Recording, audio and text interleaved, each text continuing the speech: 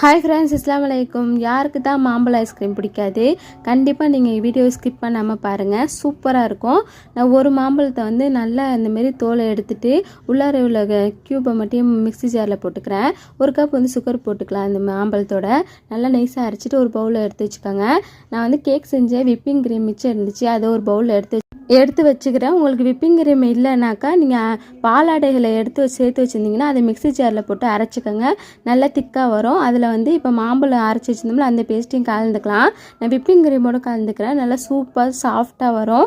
Whipping cream powder வந்து எல்லா super மார்க்கெட்டில் அவைலபிளாக இருக்குது. அது கூட நீங்கள் வாங்கி ட்ரை பண்ணுங்கள், சூப்பராக இருக்கும். இப்போ பாதி இதுக்கு வந்து நான் விப்பிங் போட்டுட்டு மேலே கொஞ்சம் மாம்பழத்தை சின்னதாக வெட்டி வச்சு இதை போட்டுக்கலாம். அதுமாரி 2 லேயராக செஞ்சு 8 மணி நேரம் ஃப்ரீசரில் வச்சு எடுத்து பாருங்கள். சூப்பராக நல்ல க்ரீமியான ஐஸ்கிரீம் ரெடி. கண்டிப்பாக நீங்களும் மிஸ் பண்ணாமல் ட்ரை பண்ணி பாருங்கள். இந்த வீடியோ யூஸ்ஃபுல்லாக இருந்துச்சுன்னா நம்ம சேனலுக்கு தொடர்ந்து சப்போர்ட் கொடுங்க, சப்ஸ்கிரைப் பண்ணுங்கள். தேங்க்ஸ்.